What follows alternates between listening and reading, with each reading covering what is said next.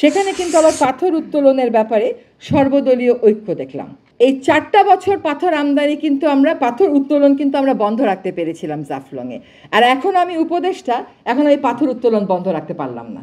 মানে একটা সুন্দর জিনিস হাতে ধরে কেমন করে অসুন্দর করতে হয় শিখতে হলে বাংলাদেশে আসতে হবে, একদম বাংলাদেশে আসতে হবে।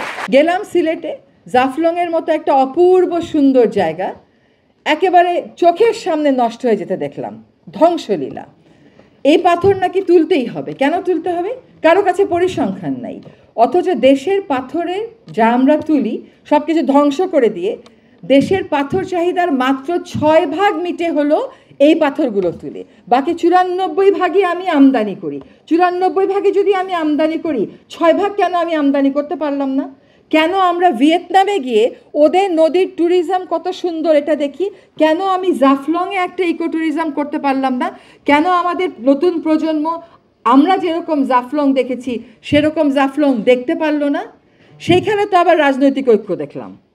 সবাই এখানে ম্যানিফেস্টোতে আমরা কথা বলতেছি, আমরা 2 জন উপদেষ্টা গেলাম, সেখানে যাই হোক যা হবার তা হলো, এটা হওয়ারই কথা। আপনি যখন ন্যস্ত স্বার্থ গোষ্ঠীর স্বার্থে আঘাত দেবেন আপনাকে এরকম আঘাত প্রতিঘাতের ভিতর যেতে হবে। সেখানে কিন্তু আবার পাথর উত্তোলনের ব্যাপারে সর্বদলীয় ঐক্য দেখলাম। সেখানে কিন্তু দেখলাম না যে আমরা জাফলং রক্ষা করব, পাথর 6%ই তো আমরা আমদানি করে আনবো। কিন্তু দেখেন এই 4টা বছর পাথর আমদানি কিন্তু পাথর উত্তোলন কিন্তু আমরা বন্ধ রাখতে পেরেছিলাম জাফলংয়ে। আর এখন আমি উপদেষ্টা, এখন এই পাথর উত্তোলন বন্ধ রাখতে পারলাম না। সব মশার বিরুদ্ধে সুরক্ষা দিতে এলো বসুন্ধরা এক্সট্রিম অ্যারোসল, মশার বিরুদ্ধে এক্সট্রিম সুরক্ষা। এই হচ্ছে আমাদের বাস্তবতা। আমরা কেন দেশের উন্নয়নের বিরুদ্ধে কথা বলবো, কিন্তু জাফলংটাকে ধ্বংস করে দিয়ে কিসের উন্নয়ন হচ্ছে, কার উন্নয়ন হচ্ছে? আজকে যদি ওখানে পাথর তোলা না হয়, ইকো ট্যুরিজম হয়, আমি আপনাকে বলে দিচ্ছি, আপনারা সহজ হিসাব করবেন যে ইকো ট্যুরিজম দিয়ে আপনারা কত আয় করেন, সরকার কত আয় করে, আর পাথর তুলে সরকার কত আয় করে। এই কম্পারেটিভ অ্যানালাইসিসটা কেউ কখনো করেছে? একজন ডিসি লিখেছিলেন সরকারকে যে পাথর উত্তোলন না করে যদি আমি ইকো ট্যুরিজম করি আমি অনেক বেশি আয় করতে পারবো। আর তখন এই যে পাথর তোলে মানুষগুলো সারাদিন পানির মধ্যে দাঁড়িয়ে দাঁড়িয়ে পাথর তোলে, এটাকে আপনারা এমপ্লয়মেন্ট বলেন? এটা তো এক্সপ্লয়টেশন, এটা তো ক্লিয়ার কেস অফ এক্সপ্লয়টেশন। এটা এমপ্লয়মেন্ট হইলো কেমন করে? আর এই যে পাথরগুলো ধরেন অন্য দেশ হলে কী করতো? আপনি ভিয়েতনামে কেন যান? পাথরের উপর পানি দেখতে। আপনি সোমেশ্বরীতে যান, বালুর উপরে পানি দেখবেন। আমরা এখানে পাথরের উপর পানি দেখব না, আমরা ভিয়েতনামে যাব পাথরের উপর পানি দেখতে।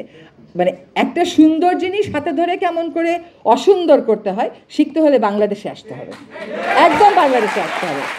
এখন দেখেন আপনারা এই যে আবার একটা কথা বলি, পাথর দিয়ে এই জাফলংটাকে যদি আমরা রক্ষা করতে পারতাম, আমরা যেই ট্যুরিজমটা করতাম, যখন পাথর বন্ধ ছিল যারা পাথর তুলতো তারা না নিজেরাই দাঁড়িয়ে শরবত বানাচ্ছিল, খিচুড়ি বানাচ্ছিল ট্যুরিস্টদেরকে আপ্যায়ন করতে।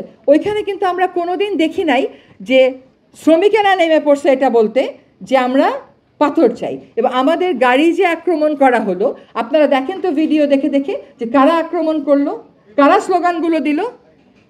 সেখানে তো কাউকে দেখলাম না বলতে যে এই কাজগুলো দলগুলো কিছু ব্যবস্থা নেয়নি তা আমি বলবো না, কিন্তু সর্বদলীয় ঐক্যে পৌঁছাতে খুব একটা আমাদের সময় লাগেনি।